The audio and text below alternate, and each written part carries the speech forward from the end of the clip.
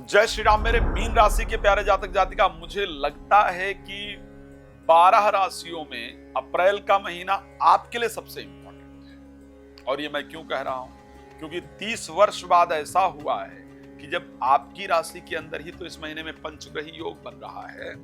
5 ग्रह 30 वर्ष बाद शनि ने अपना राशि परिवर्तन किया है और वो पहुंचे हैं आपकी राशि के अंतर्गत। 30 वर्ष बाद ऐसा हुआ है जब राहु, शनि, सूर्य, बुध और शुक्र 5 ग्रह एक साथ आपकी राशि में गोचर कर रहे हैं। खैर, मैं आपको एक बात और जरूर कहना चाहता हूं। मीन राशि की आप हैं, इसका प्रमाण इस बात से है कि आपके घर जहां पर आपका जन्म हुआ है या आप जहां भी रह भी रहे हैं, उस घर का मुख जो है वो उत्तर पूर्व दिशा को है। ठीक है, उत्तर पूर्व दिशा को आप जिस घर में आपका जन्म हुआ था, जहां आप रह रहे हैं, खुद है। आपके सबसे प्रिय देवता भगवान शिव हैं, जिनकी आप नियमित पूजा करना चाहते हैं या चाहते हैं। आप इस टाइम पर एक वृद्ध संत को फॉलो कर रहे हैं, नियमित उनको सुनते हैं। इस प्रकार की परिस्थिति होती है। इस बात से मीन राशि की पहचान है। जल तत्व राशि है, मन आपका बहुत कोमल है, छल इत्यादि आपको पसंद नहीं है, धोखा इत्यादि आपको पसंद नहीं है। ये परिस्थिति आपके लिए है। चलिए बात कर लेते हैं कि आखिर किस प्रकार से व्यतीत होगा आपके लिए हेल्थ इत्यादि, क्योंकि 30 वर्ष बाद भाई आपके लिए सबसे इंपॉर्टेंट है। शनि आपकी राशि में 29 मार्च को गोचर करने जाएंगे और उसके साथ क्योंकि अप्रैल में जो शनि की स्पेशल परिस्थिति रहेगी, तो आखिर आपके लिए यह समय किस प्रकार का रहेगा, ये सबसे महत्वपूर्ण विषय आपकी राशि के लिए। शनि के आपकी राशि में जाने से और ये 5 ग्रहों का जो योग है वो आपकी राशि में बनने से, इसमें स्पेशली अगर देखा जाए तो बुध का योग सम्मिलित होगा, जो केंद्र के एक पार्ट उनके पास है। शुक्र का संयोग होगा, सूर्य जो कि 6ठे भाव के स्वामी होंगे, राहु होंगे। देखो, मैं इस योग को बहुत शानदार तो नहीं देख रहा हूं, बड़ा क्लियर बता रहा हूं। मुझे लगता है कि लग्न में इतने ग्रहों का संयोग हेम इत्यादि जरूर देता है, इसमें कोई दो राय नहीं है। और क्योंकि पंचमेश 9 भाव में भी गोचर करेंगे तो हेम इत्यादि मिलेगी।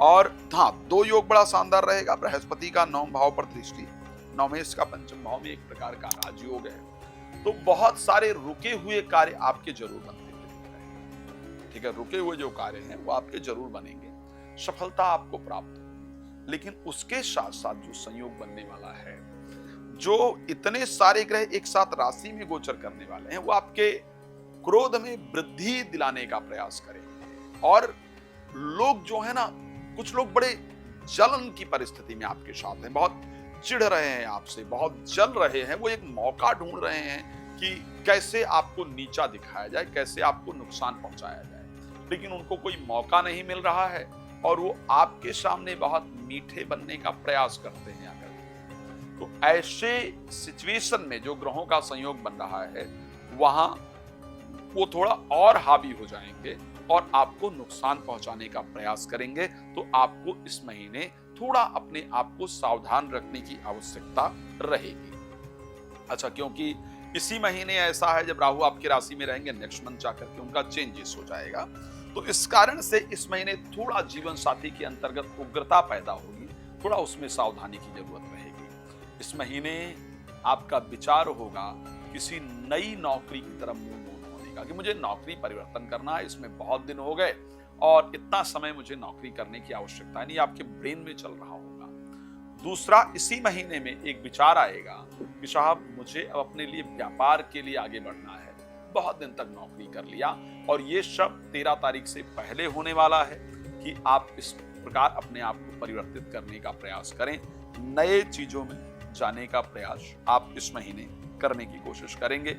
ऐसी कंडीशन आपके लिए रहने वाली है। दूसरी चीज, हेल्थ को लेकर के, हाँ, थोड़ा फिजिकल हेल्थ लाइक बाल झड़ना, बॉडी में भारीपन होना, ये सब रहेगा, बट बाकी फिजिकल हेल्थ करीब करीब अच्छी रहने वाली है। मेंटल हेल्थ भी मेरे दृष्टि से आपकी ठीक रहेगी। आर्थिक परिस्थिति इस महीने में आपकी बेहतर रहेगी, दिक्कत नहीं दिख रही है। प्रॉपर्टी इत्यादि बेचने का योग इस महीने आपका बनेगा, उसमें कोई दो राय नहीं है। नई नौकरी प्राप्ति का योग भी इस महीने में बनता हुआ दिख रहा है, उसमें भी कोई दो राय नहीं है। लेकिन जीवन साथी के साथ संबंधों में प्रॉब्लम इस महीने आपकी आएगी। वहां पर सावधानी की जरूरत है जीवन साथी के साथ, लड़ाई झगड़ा इत्यादि। बिकॉज शनि भी आ गए हैं तो शनि की सप्तम भाव पर दृष्टि होने वाली है, 10th दृष्टि उनकी जाएगी जो है वो आपके 10th हाउस के अंतर्गत। तो जीवन साथी के साथ लड़ाई झगड़ा, और इस महीने एक और जो थोड़ा सा अच्छा दिख रहा है कि लड़ाई झगड़ा जरूर होगी, लेकिन एक जीवन साथी का बहुत दिन से रुका हुआ कार्य था वो इस महीने बन जाएगा। इस महीने में जीवन साथी के साथ 5 दिन अकेले बिताने का समय भी आपको जरूर प्राप्त होगा।